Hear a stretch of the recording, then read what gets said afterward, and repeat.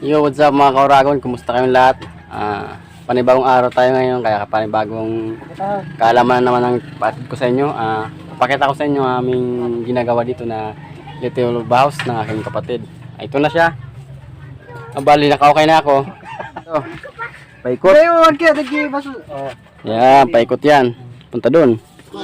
Sa dulo. Meron na tayo ditong tansi. Ito yung tansi natin sa baba. Bali, ito yung nakalibil na. Yan, nakalibil na rin. At naglagay na rin tayo ng graba na konti para mapatungan lang ng ating halo. At magkakaroon tayo ng poste. Dito sa ating poste dito sa gitna, meron dyan na triangle yung ginawa ko. Ayun yung poste na yun. Triangle yun, ilalagay natin dito sa gitna. Dito.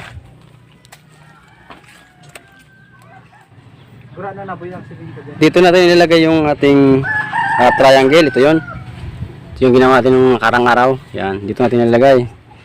Dito naman sa kabila, kasi maliit lang to, nasa 4 meters lang to. Hinati ko lang.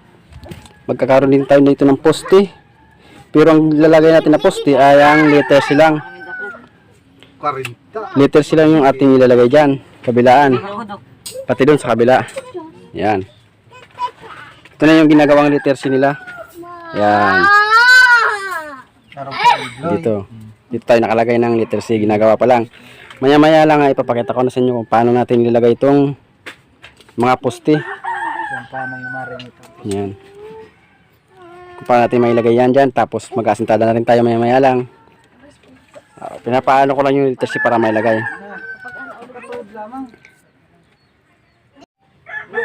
Ayun mga kaurago, na sa gusto pa lang magpa-shoutout sa akin sa next video ko, comment lang kayo sa baba para ma-shoutout kayo kung gusto niyo pa-shoutout. At salamat sa mga nagsuporta.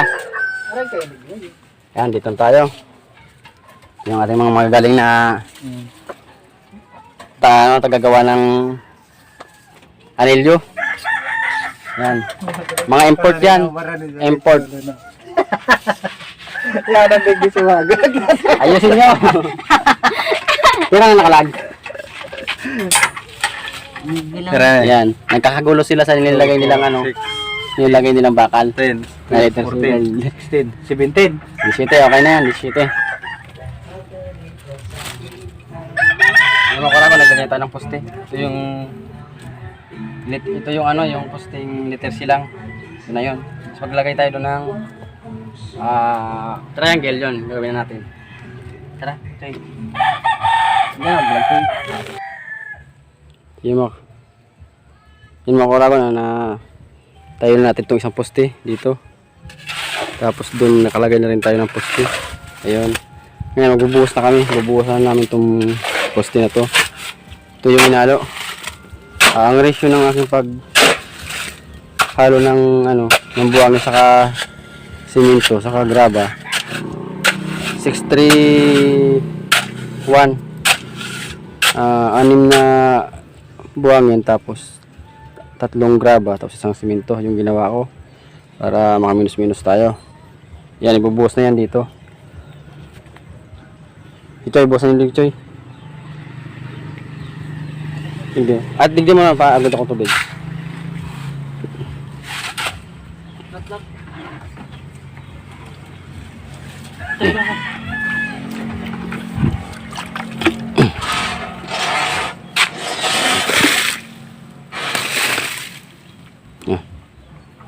Tingnan pa siya bali. Ay.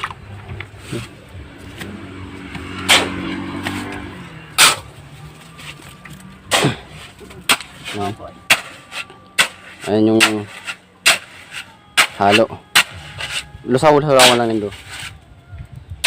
Pag tayo naghahalo, kailangan lusaw lang pagpambuhos sa mga poste para mabilis lang na mabilis na masiksik para walang ampaw siya.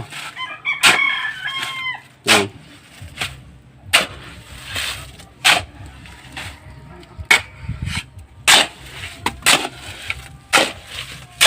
Madam. Yan, Choy.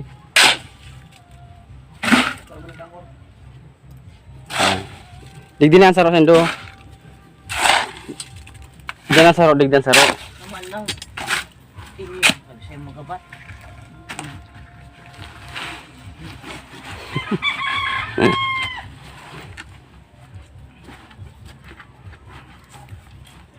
Digdi ka gloy. Ay ka pa tala. Digdikan. Digdikan na naman ba? Dumang ano. Ako mag-focus.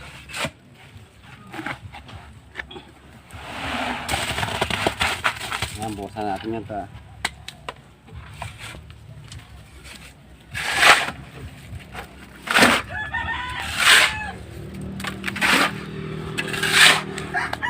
Ito yung ano, ito yung tinatawag na puting. Yan. Pero para naman sa ano.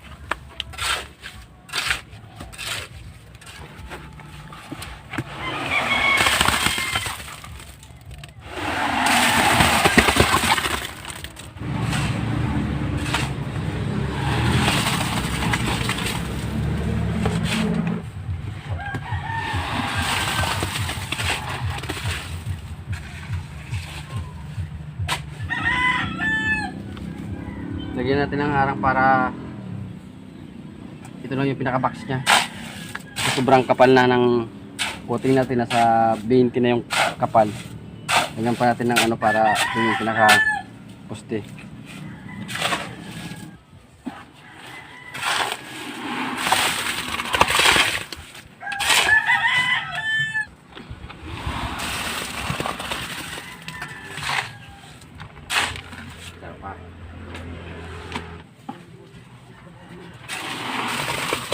Orago na nakabuhos na tayo ng isa. Ito yung triangle na dito tayo magbubuhos sa isang poste na ang sukat niya ay nakapabrikit siya ng letter C doon. Okay. Ito yun. Ito yung bubuhusan natin, letter C. Dito naman tayo magbubuhos.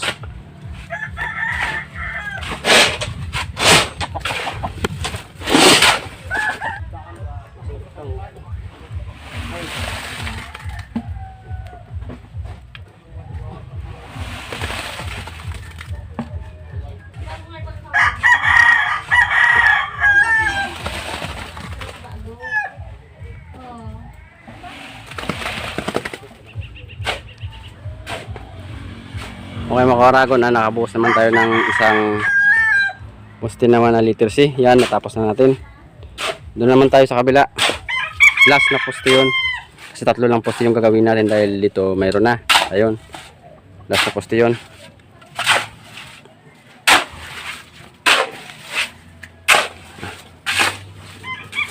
Yan. Ito na yung pinaka-last na poste na bubuhusan natin. Yan.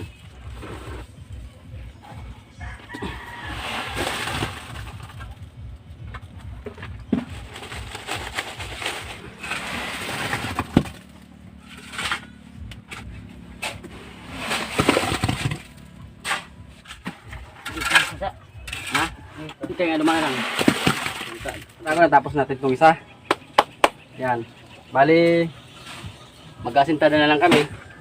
Ito yung ating layout sa sintada. Ayan. Kalibil lang yan dito ng ano, ng dating nakasintada dito. Kalibil lang yan. Taikot para puro parehas yung pinaka-height niya. Ayan na yung pinaka-ano niya. Dahil nakalibil na siya, ito na lang yung gagayain natin pag-asintada. Pag maya-maya na lang, mag-ano na kami, mag-asintada na. Ayan mga Orago, na mag-asintada na tayo dito. Naglagay muna tayo ng puting, pinaka-puting niya. Ngayon, hindi na tayo naglagay ng rinsuntal sa baba. Kumbaga, ito na lang yung dowel sa nilagay natin. Hindi na tayo naglagay ng bakal pa ganun. Ito na lang. Kaya pag naglagay tayo nito, ito yung tinatawag natin na puting. Kailangan, ito yung tansin natin. Napansin nyo ito. May lawas na kailangan. Yan, dito tayo magsusunod.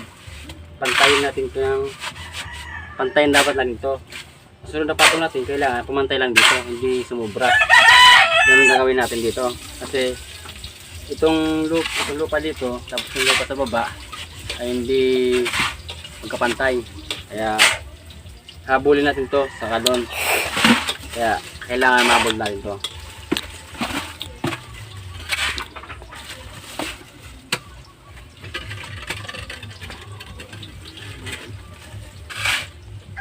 Ayan.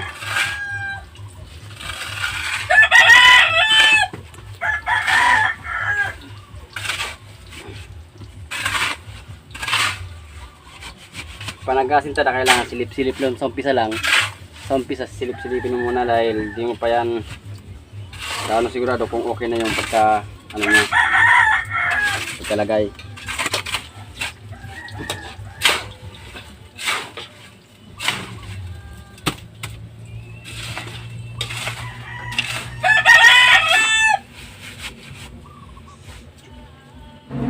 Tapos yung distansya nito 60 yung distansya ng ating gagawin na ano, distansya ng ating dawil.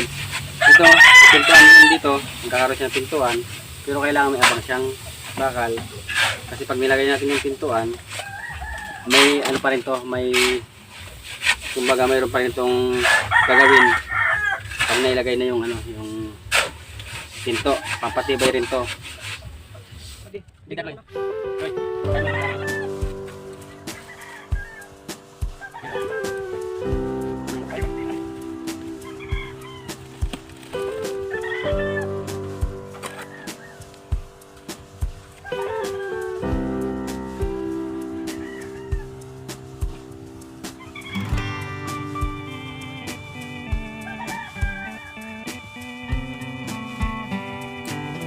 Wait.